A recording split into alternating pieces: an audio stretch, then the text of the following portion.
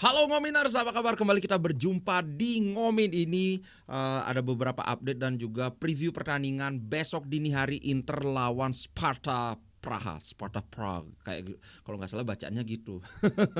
Oke, tapi sebelum aku lanjut, aku mau ini dulu. Ternyata kemarin ketika aku pas kali aku stop streaming, ada saweran masuk lagi. Aduh, ini dia dari Mblegedes. Anjay. Aduh. 200.999 Hmm. dari Emblegedes. Pesan, the best ever. Vote, Aduh. El Tikus.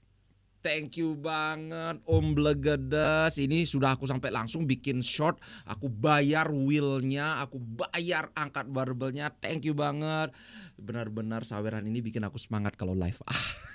Oke, tanpa banyak basa-basi langsung saja. Nah, sedikit aja aku mau bahas soal ini yang muncul lagi nih, soal aku nggak tahu ini ditarik ulur apa gimana atau memang prosesnya yang masih lama ya. Soal investigasi mafia-mafiaan itu yang si Hakan ini. Nah, Hakan sudah memberikan keterangan dan sekarang katanya kasusnya sudah sedikit lagi siap akan diluncurkan secara resmi. Nah, kalau terbukti bersalah ya sama aja sih, Hakan akan di-ban paling sedikit 2 pertandingan katanya karena multi match. Kemudian yang akan diinikan juga diinvestigasi itu ada BP Marotta, Simone Inzaghi, Javier Sanchetti. Tapi ini nggak ada hal yang baru. Ini masih sama seperti yang aku bilang bahwa ya Simone Inzaghi memang pernah ditelepon, dimintain tiket, tapi Simone Inzaghi bilang nggak bisa, aku nggak ini, ngomong aja sama Marotta dan sebagainya. Kalau menurutku sih pada akhirnya Inter jajaran manajemen Hakan itu nggak akan dinyatakan bersalah karena buat apa diulang-ulang, ini kayaknya biar ada aja headline. Oke, berikutnya adalah terkait Tajon Buchanan. Kalau ketertarikan Torino kan kawan-kawan sudah tahu ya. Nah, dari sisi Inter katanya begini, Inter sebenarnya ya tertarik meminjamkan Buchanan karena Inter masih menganggap bahwa Buchanan ini adalah pemain yang punya talenta yang dibutuhkan oleh Inter. Tapi kalau dia di Inter terus dia susah mendapatkan jam menit bermain. Tapi kalau dijual juga Inter enggak mau, sehingga ya dipinjamkan ke Torino ini sebenarnya adalah solusi yang bagus. Tapi kalau Inter meminjamkan Buchanan, Inter at least harus dapat penggantinya.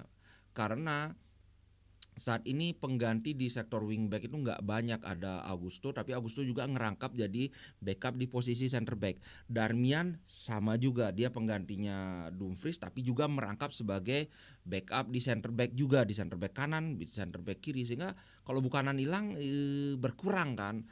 So ini masih akan diinikan apakah Inter, katanya Petar Sukik ini bisa kalau dijadikan wingback, tapi aku belum menyelidiki lebih lanjut lagi karena ada kalimat bahwa jika misalnya Petar Sukik ke Inter, kemungkinan Inter akan mau melepas Buchanan ke Torino sebagai pinjaman loh ya, bukan sebagai penjualan gitu. Nah, sedikit saja update-nya. Sekarang kita langsung preview pertandingan. Pertama, buat kawan-kawan yang belum tahu, pertandingan Inter lawan Sparta Praha ini adalah pertandingan hidup dan mati.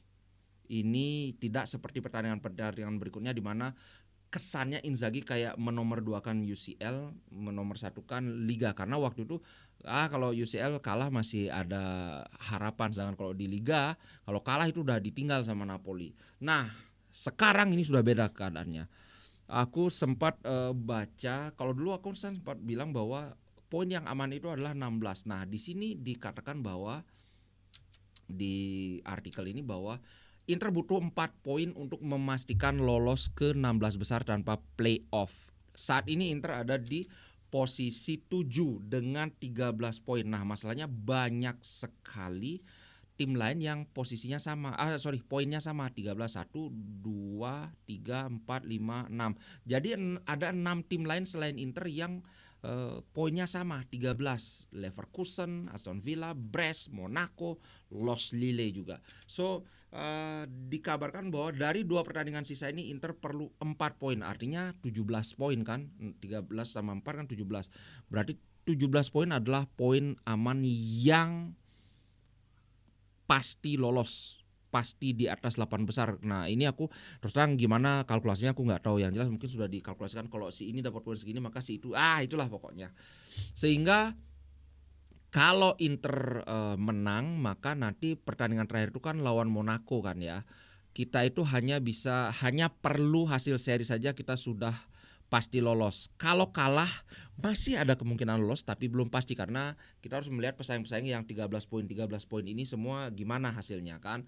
Eh, tidak banyak yang bisa dibahas dari posisi di table ya kawan-kawan karena ini kan tabelnya sudah lama diem dari tahun lalu kan segininya kita sudah sama-sama tahu Liverpool ada di puncak, kemudian Barcelona adalah tim dengan produktivitas gol terheboh, tapi di sisi lain Inter adalah tim dengan jumlah kebobolan yang paling sedikit lawan Leverkusen aja itu pun agak ada sialnya walaupun aku tetap mengakui memang Leverkusen waktu itu layak menang.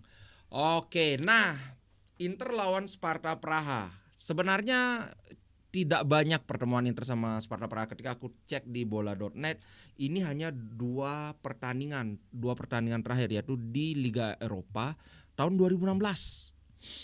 Tapi itu tidak menguntungkan Inter. Waktu itu Inter menang 2-1, tapi sebaliknya kalah 3-1 lawan Sparta Praha di kandang Sparta di pertemuan sebelumnya kan. So kalau kita hanya melihat rekor pertandingan ya Inter masih di belakang. Tapi 2016 itu kan Inter adalah ada di dark eranya. Jadi ya tidak bisa kita bandingkan Inter zaman itu dengan Inter zaman sekarang. Sehingga menurutku rekor pertemuan ini bukanlah rekor yang bisa dijadikan acuan gitu. Kalau dari 5 pertandingan terakhir Sparta Praha itu lumayan dia menang 4 kali kalah sekali. Jadi total 3 kali 4 berapa? 12 poin. Sedangkan Inter gara-gara kalah di Supercoppa lawan Atalanta ini ya. Gara-gara kalah di Supercoppa ini kemudian seri jadi rekornya lebih jelek. Menang 3 kali, kalah sekali, seri sekali. Jadi ya berapa ini? 3 kali 2 6 tambah 1 7 poin dari 5 pertandingan terakhir. Cuman kita harus lihat Sparta Praha mainnya kan di Liga Ceko, sedangkan Inter Milan mainnya di Liga Italia. Lebih level liganya lebih atas lah dibandingkan Sparta Praha. Nah, dari segi prediksi permainan kan kayaknya kawan-kawan sudah tahu ya, Pavard sudah bisa bermain, kemudian siapa lagi? ACRB belum bisa. Yang menarik adalah karena ini adalah pertandingan hidup mati, kemungkinan besar Inzaghi akan menurunkan duet terbaiknya yaitu Thuram Lautaro. Tidak seperti yang kemarin itu kan diduetkan Lautaro dengan Taremi. Nah, prediksiku Inter akan berusaha mengamankan kemenangan secepat mungkin, kemudian ya ditarik keluar pemain-pemain pentingnya karena 4 hari lagi kita akan berhadapan dengan Lecce kalau nggak salah di ini. Kayaknya nggak salah sih aku. Kalau salah tolong dikoreksi aja. Ntar aku tempeleng diriku sendiri. Nggak bercanda.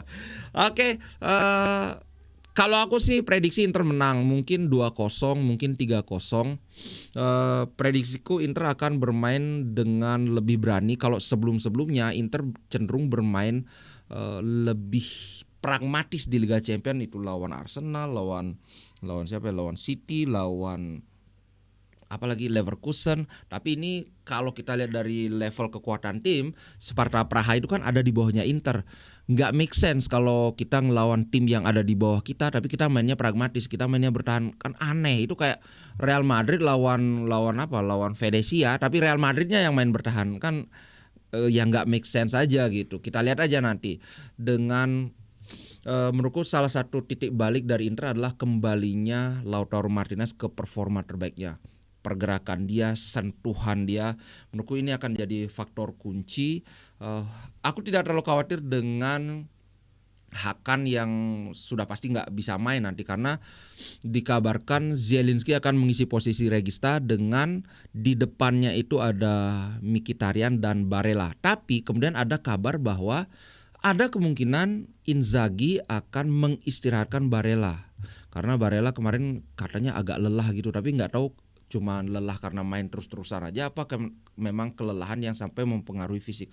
Kalau aku sih ya gimana ya, lebih baik sekalian aja di gas, kemudian ketika sudah aman ya udah tarik satu persatu. Atau mungkin mengingat tren Inter itu yang di babak kedua baru ngegol, ya gimana kalau sekalian aja di babak pertama kita wait and see, baru babak kedua masukin tuh pemain-pemain yang hebat, ya udah gas di babak kedua sampai habis. Kalau menurut kawan-kawan gimana? Kalau aku sih cenderung lebih memilih gas dari pertama gitu sih, karena ketika babak kedua kita misalnya pemain-pemain utama kelelahan, pemain mereka itu kan kelelahan juga. Jadi bukan cuma kita sendiri yang capek kan, mereka juga capek. Nah, kualitas bench atau kualitas pemain cadangan itu yang akan menentukan. Menurutku kualitas pemain cadangan Inter jelas lebih bagus dari Sparta Praha ini. Vindal, Vitic, Pana, Sorensen. Aku sama sekali tidak ada kenal nih nama pemain Sparta Praha ini, karena Liga Ceko bukannya meremehkan, tapi ya memang bukan termasuk di liga top dunia gitu sih bro. Prediksi skor kayaknya 2-0 aman, sama dengan prediksi di bola.net. Mereka juga prediksi 2-0 atau 0-2 untuk kemenangan Inter Milan, karena kita mainnya di kandang Sparta Praha. Oke guys, itu dulu untuk konten kali ini. Sekali lagi terima kasih buat kawan-kawan. Mulai nanti aku bingung kenapa kalau pertandingan Serie A itu kok yang nonton biasanya lebih ramai daripada pertandingan Liga Champion. Kalau Inter, maksudnya live reactionku, ternyata ini banyak penyusup yang nonton, dan kemudian ketika Inter kalah kayak waktu lawan apa itu, langsung ngamuk-ngamuk mereka. Bukan ngamuk-ngamuk, langsung menyala, komen segala macam. Jadi mulai nanti itu akan aku ini kan yang agak panjang. Yang bisa komentar itu cuma subscriber yang sudah umurnya 1 hari gitu.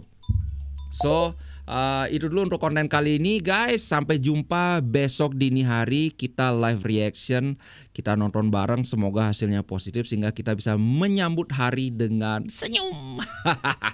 Oke, sedikit lagi kita sudah lolos ke 16 besar Liga Champion. Semoga nggak ada hal yang aneh-aneh. Oke, ciao guys, sampai jumpa jam 3 WIB. Ingat ya, kalau WITA berarti jam 4. Oke, ciao guys.